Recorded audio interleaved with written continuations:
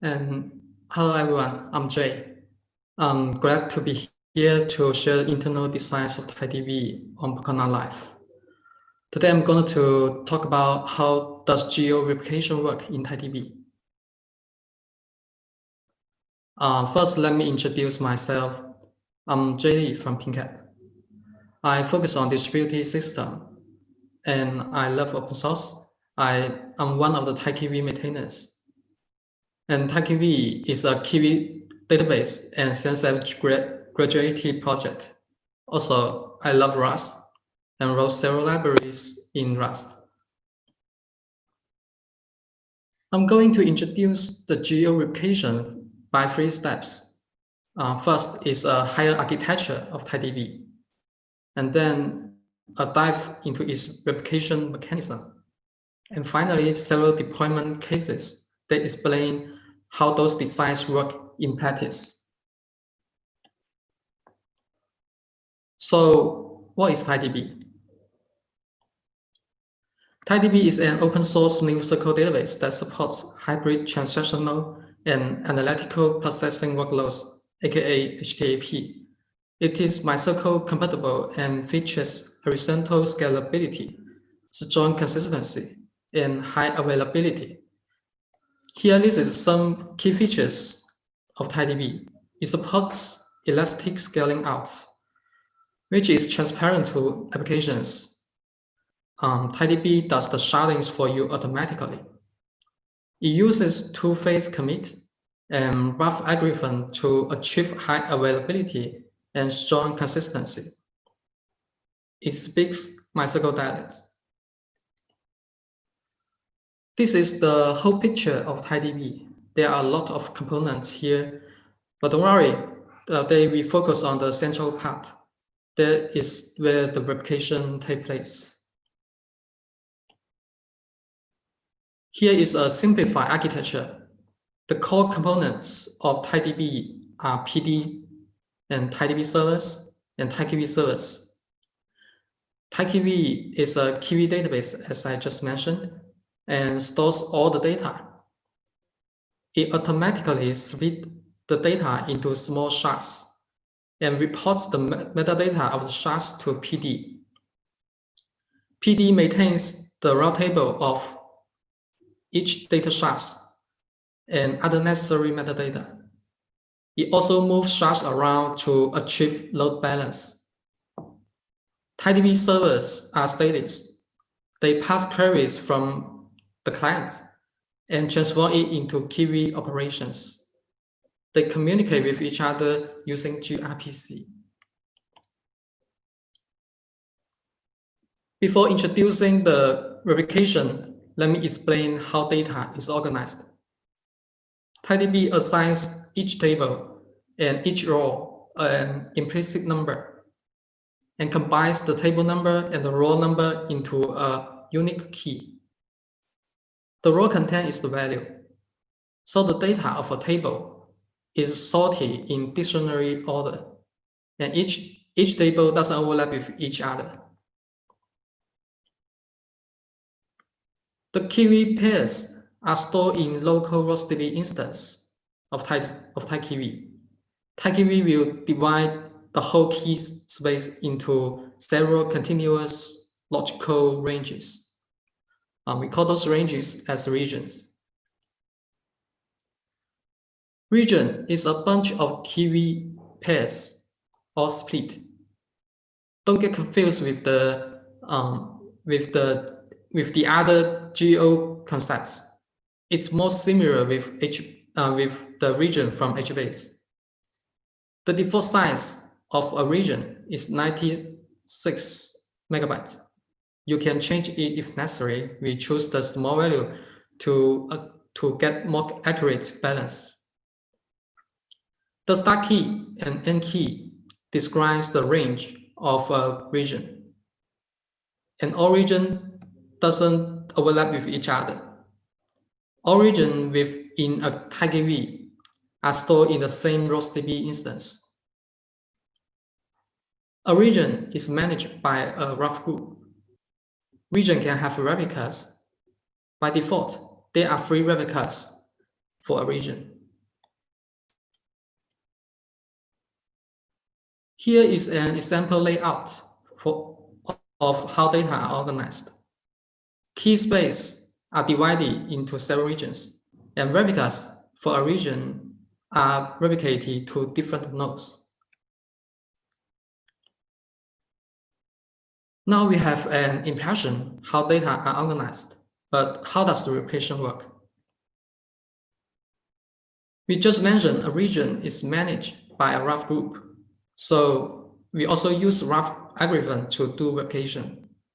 If you don't know the details of Raft algorithm, it's okay. Raft is simple, and we don't need to know all the details to understand the replication in TiDB. I will introduce the key points of Raft to you. In a region, all replicas can have different roles. Most of the time, possible roles are leader, follower, and learner. A follower receives the majority votes from other followers, becomes leader. A leader is responsible to handle replications and provide latest view of its data to the clients. It also reports to PD for the configuration of the region periodically. Leader will also send habits to followers to ensure its leadership. If a follower didn't receive habits in a given time, it will start campaign. So if a leader crashes, a new leader can be elected in time.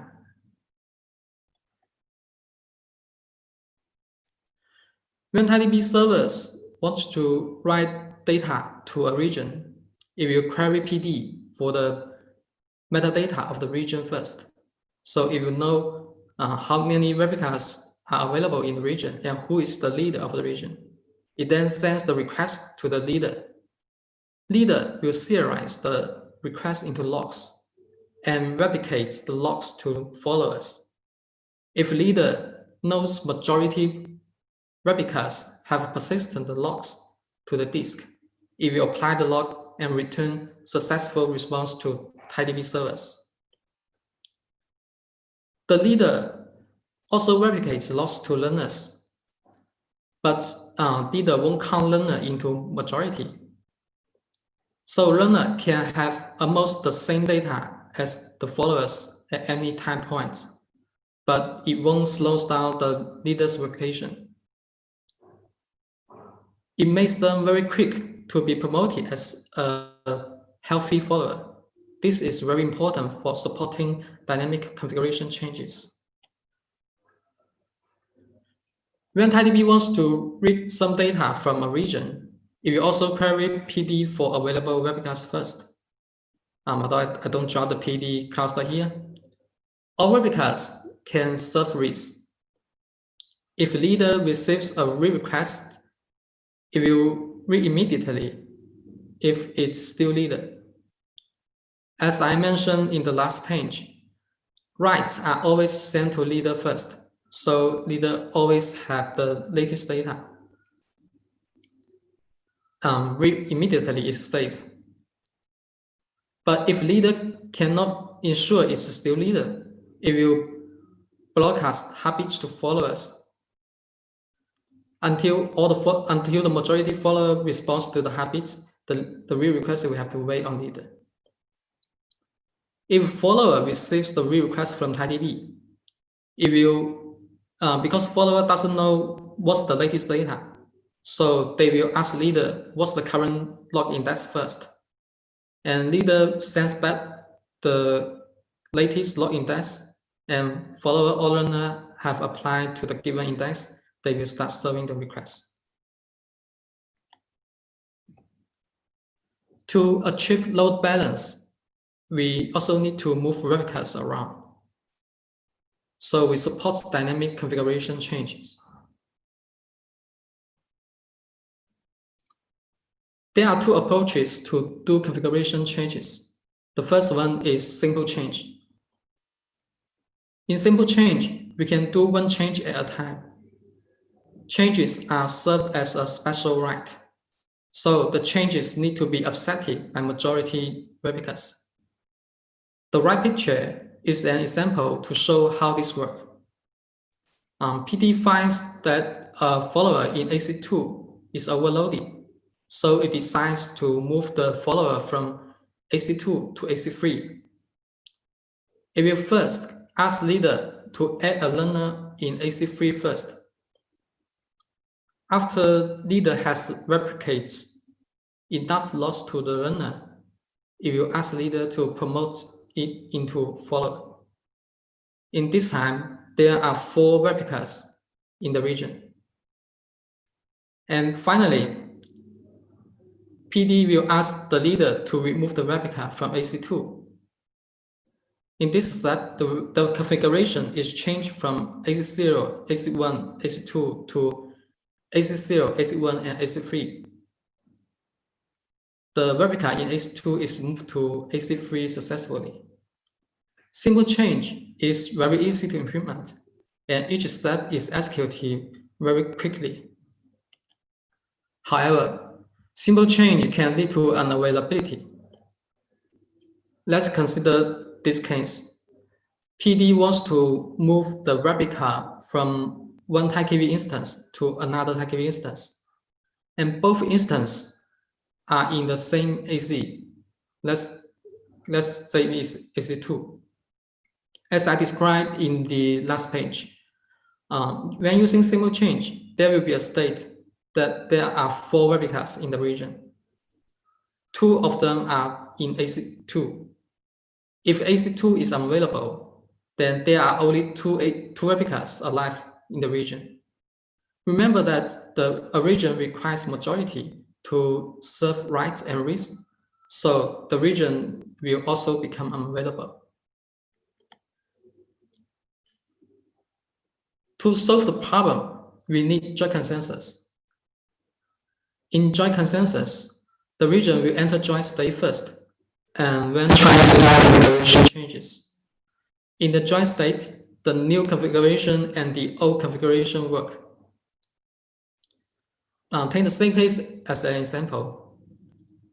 The remove replica and the new added replica are in different configuration. So there are 3 replicas in both configurations in all time. Even AC2 is unavailable. The replica from AC0 and AC1 still alive. So in both configurations, the majority replicas are alive. Then the region can still serve requests. Joint consensus is complicated but safer. All I have introduced are provided directly by Raft algorithm, but commit group is something beyond that. We have taught that Raft ensures that writes are replicated to majority before they are considered committed. But sometimes majority is not enough. For example, if we have 2 ACs and 3 replicas, there will be an AC has at least 2 replicas. Let's consider it as AC0. The AC0 can form the majority by itself. So the other AC may not have the latest data. If AC0 crash, then the majority of the region is crashed. Then the latest data is lost forever.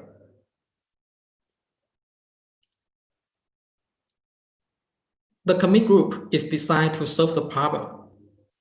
We consider each AC as a group and assign replicas to the groups. We add extra constraints on how logs are committed. The first one is the old rule that the logs should be considered committed only after they have been replicated to the majority replicas in the configuration. And the second is new. All the logs have to be replicated to at least 2 groups before they are committed. So even AC0 is failed, we can still ensure that there will be at least 1 replica in the other AZ contains the latest data. The number 2 here are hard-coded at the moment because we think true AZ failure hardly happen. Commit group has another usage that allows follower replication. We assign a follower in a group as a delegate. If you process the logs from the leader and send it to the followers in the same group, taking 5 replicas as an example, delegates can reduce the bandwidth between ACs by half because the leader doesn't have to replicate logs to the other followers when there is a delegate. We have mentioned a lot of how PD removes replicas around, but how does PD make decisions? PD schedule replicas using placement rules. The rules can constrain the number of replicas, and it also can constrain the rough roles, like which replica should become leader. And it will also control the geo-location, decides where to place the replicas. The rules take effect within ranges. The range can cover one or several regions. When PD wants to make a decision to a region, it will query the rule database about what rules should be considered, and it will generate a decision that best matches all the rules. For example, as shown in the graph, we can configure a rule to allocate 5 replicas for the metadata, as those data is small but quite important for the cluster, and all the other tables we made 3 replicas.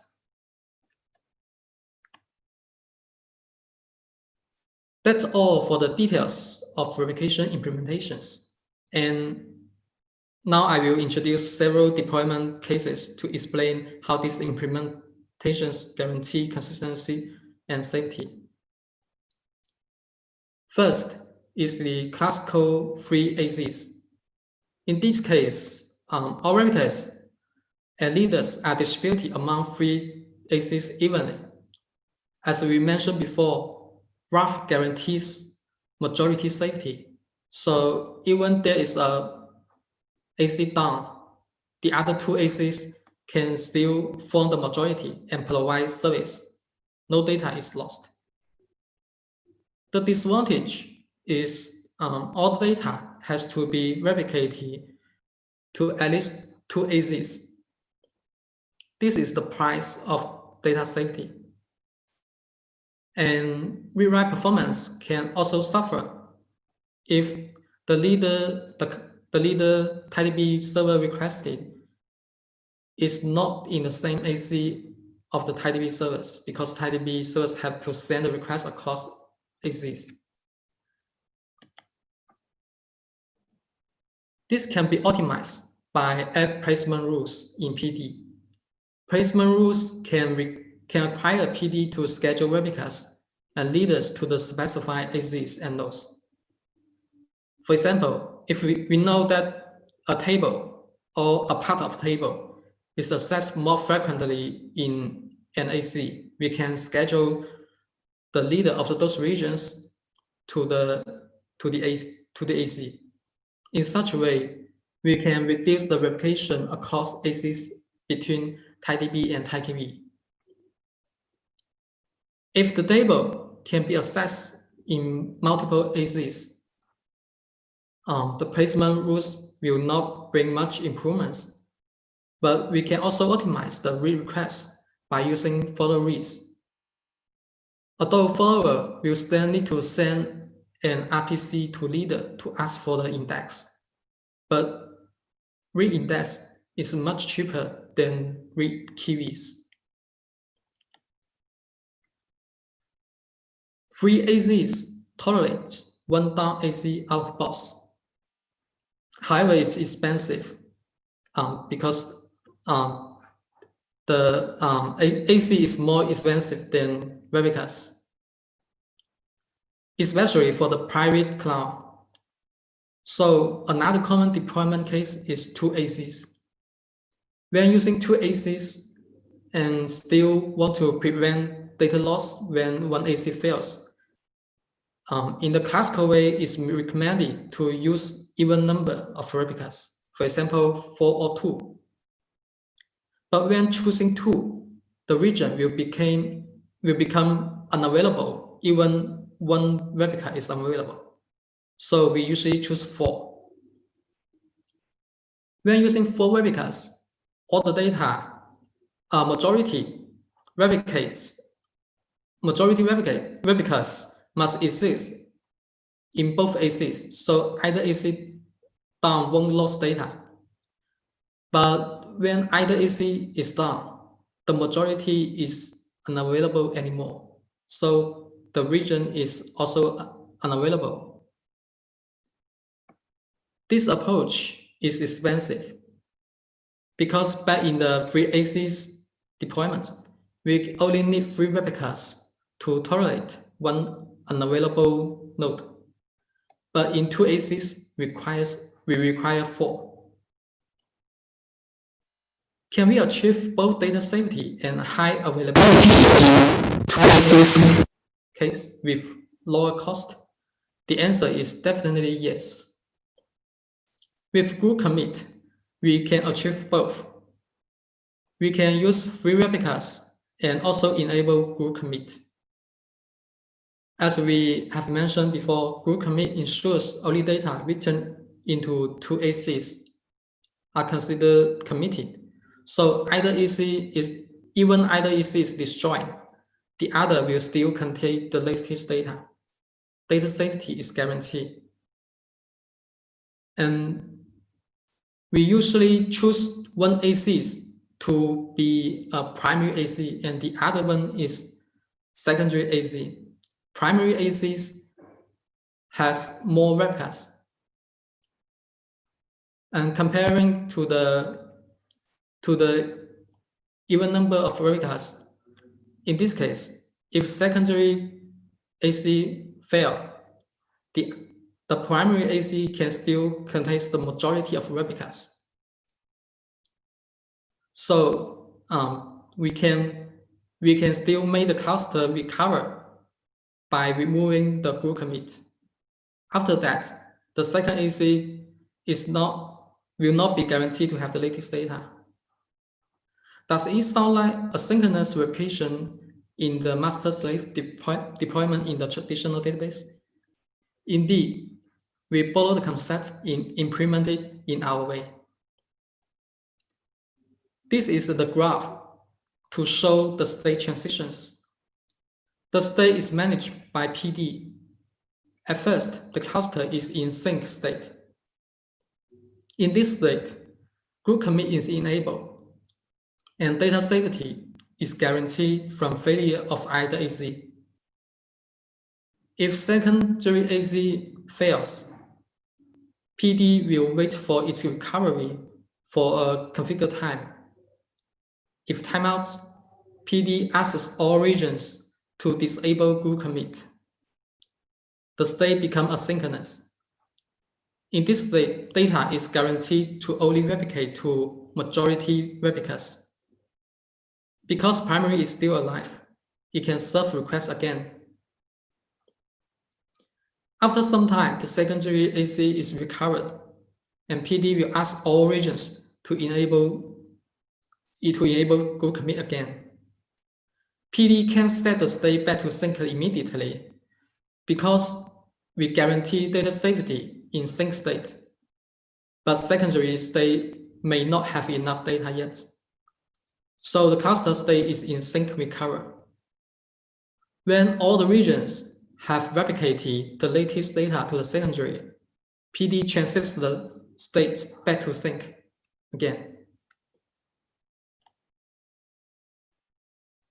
In this talk, I introduced the Geo-Replication mechanism in TiDB.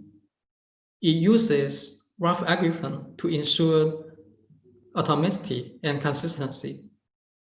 We use placement rules to reduce latency and bandwidth in multiple AC situations. We also introduce group commit to ensure safety across even number of ACs. We also use follow read and follow replication to reduce cross AC bandwidth. And if you have any other questions, you can ask me here or in the Twitter pin cap, or just add me BCJ. That's all. Thank you. Awesome. Thank you, Jay. I've got looks like a few minutes for questions.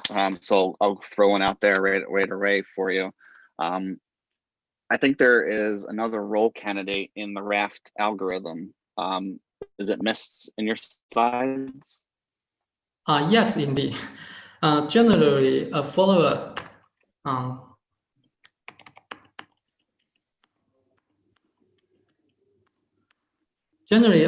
will become candidate first to start campaign. But the candidate role is not very relevant to the replication. So I omit it on purpose so that we can focus on the general replication mechanism. Cool, thank you. And then one more.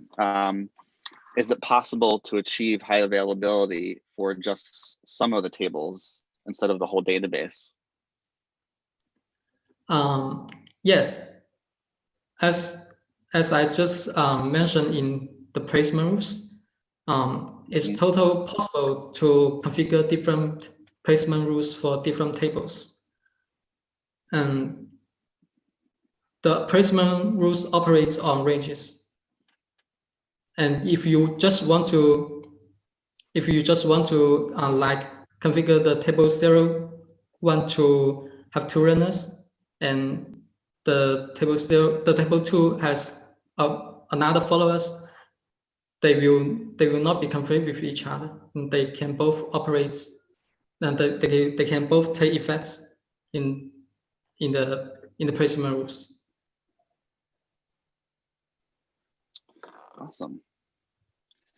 Let me check. It does not look like we have any questions in Slack at this time. So with that, I'll say thank you, Jay, for that talk. That was really interesting. And okay, thank you, Mike.